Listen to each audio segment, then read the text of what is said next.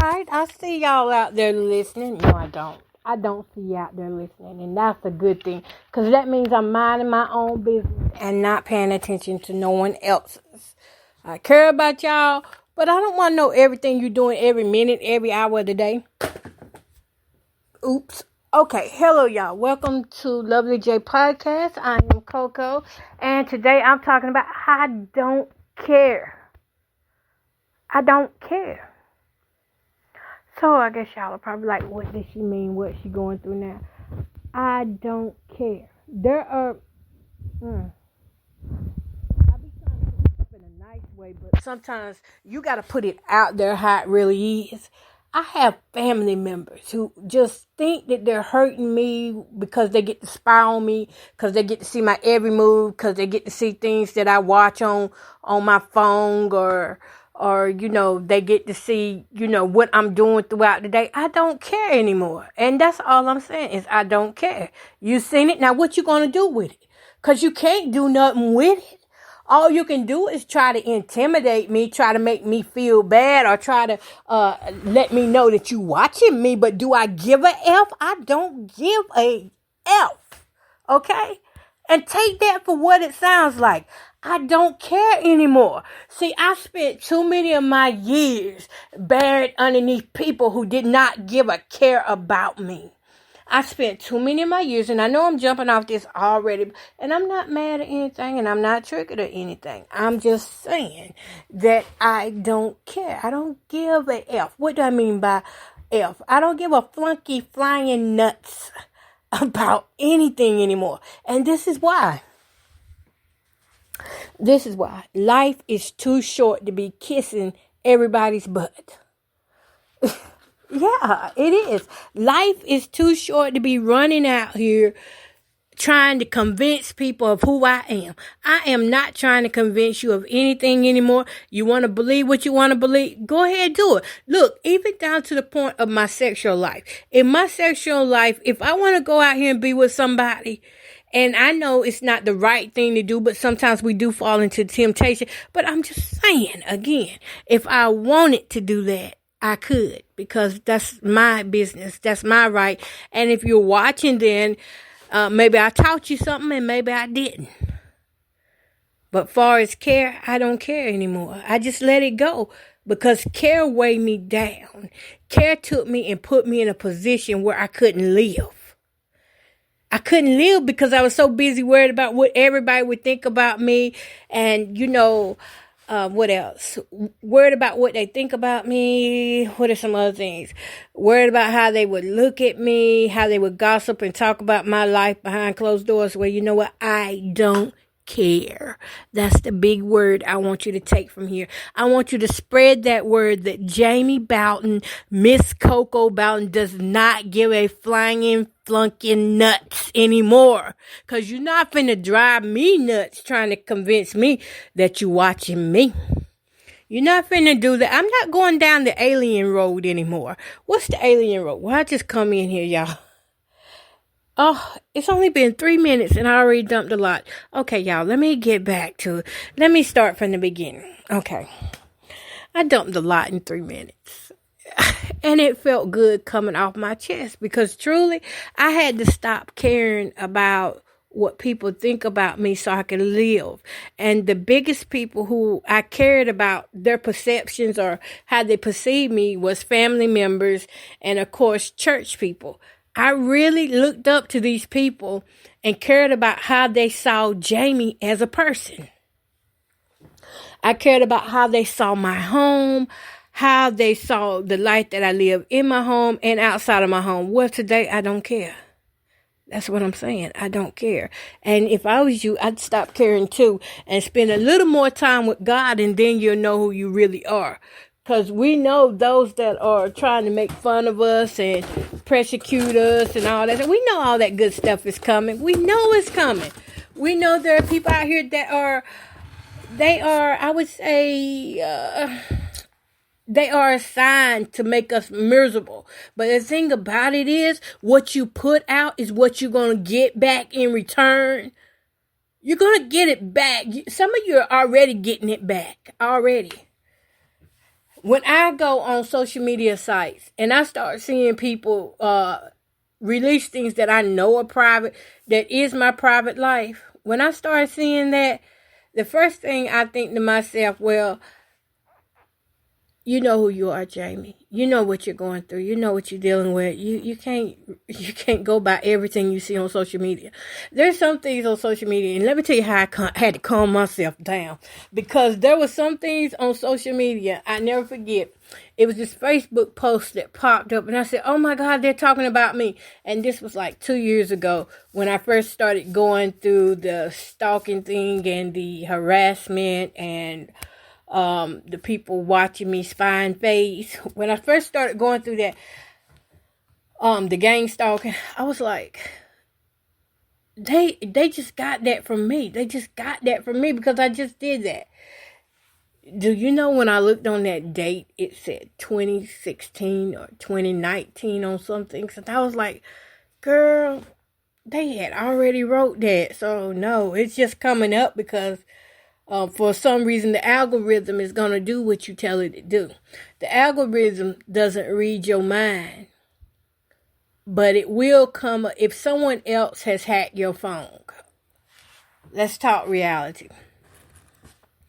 If hackers hack your phone and every time you get ready to try to post or you try to write something and it gets erased or something else gets rewritten in the place of, you know that's a hacker, right? So what will stop hackers from going into your account? And this could be, family members can be hackers. I have family members who would call you, and if you answer the phone and stay on them for certain minutes, for a certain amount of time, then all your phone calls will forward to them, and they could hear everything you're saying just as if the call was for them. That's how this system works now. Everything you do is put out in the open, whether you like it or not. So try not to do things that make you feel shame.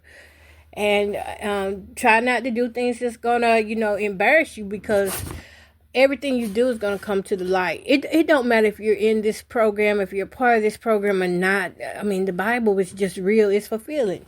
But we don't have to care about the flying flunky nuts. That's what I call them. They're flying flunky nuts, because you got to be mighty low to want to just get paid to stalk somebody else's life when you're missing out on living your own life. Because you can't be living your life if you watching me like that. I thought to myself today, girl, you're having the time of your life.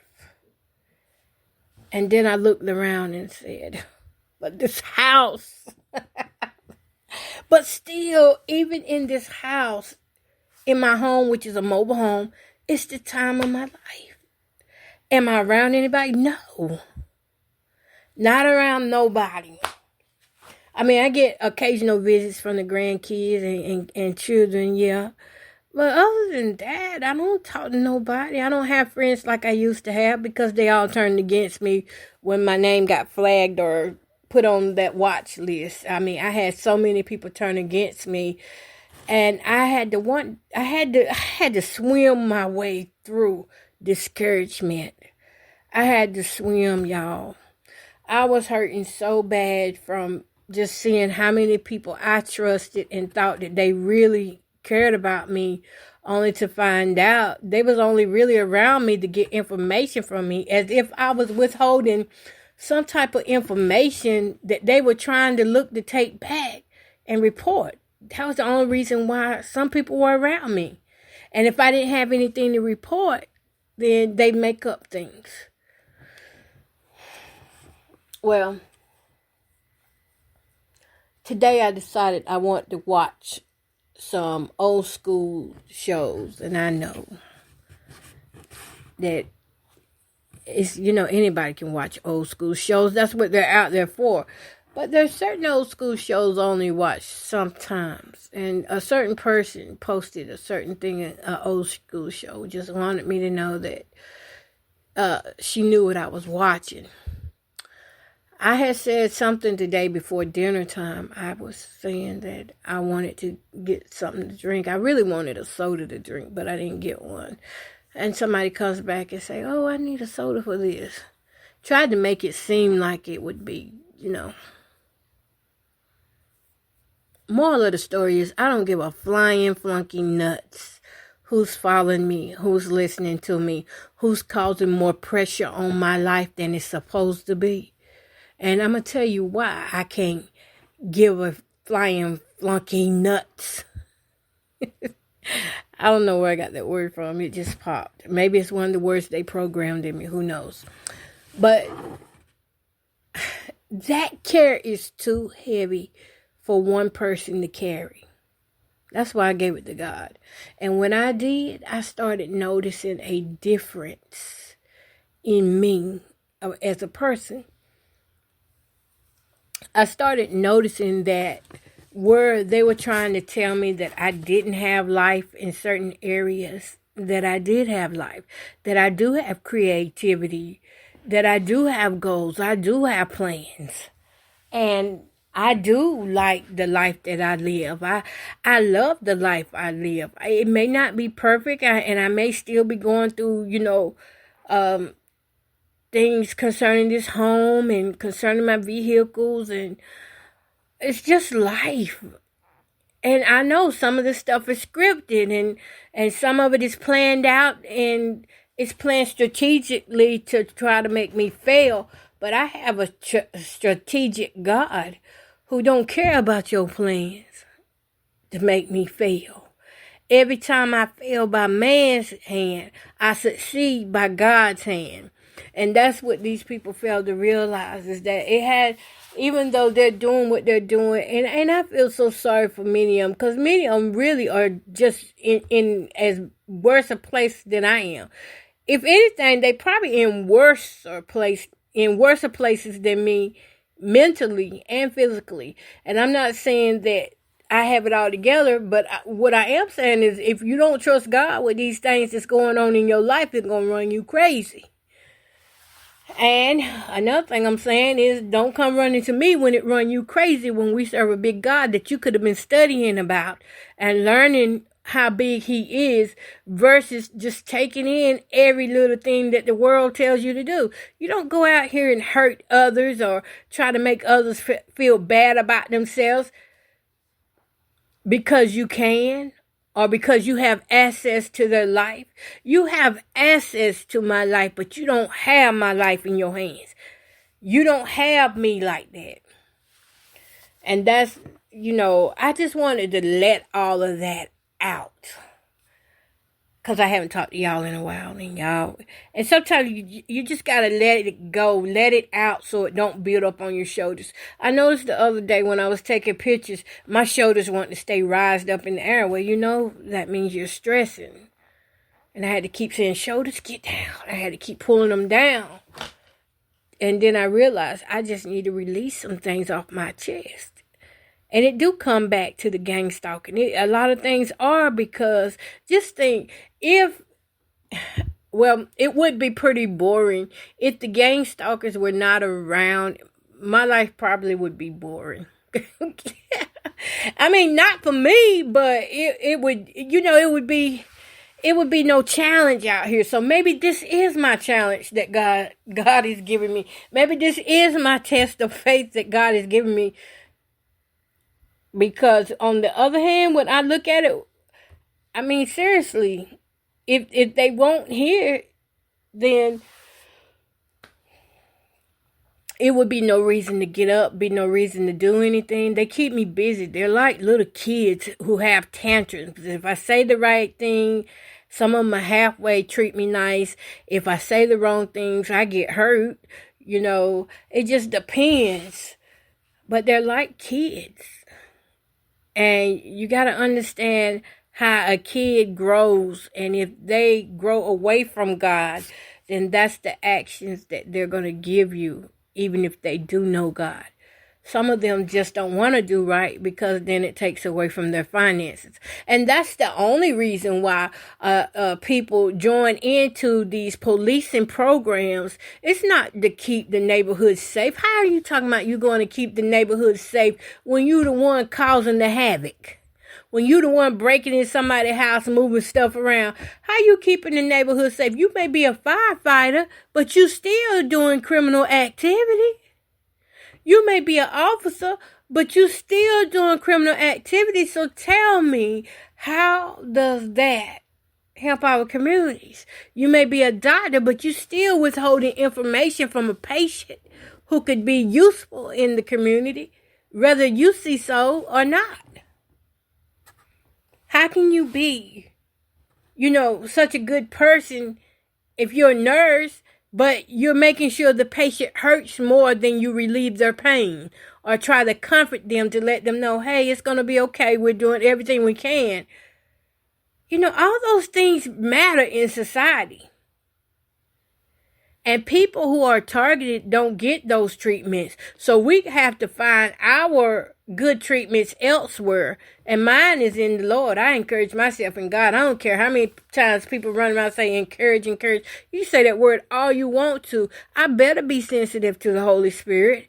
I better be sensitive to that word so that I know God is trying to tell me something. Yeah. So all of those, the community is just who it is. And this policing program, and when they think you've done something, even though you haven't done anything,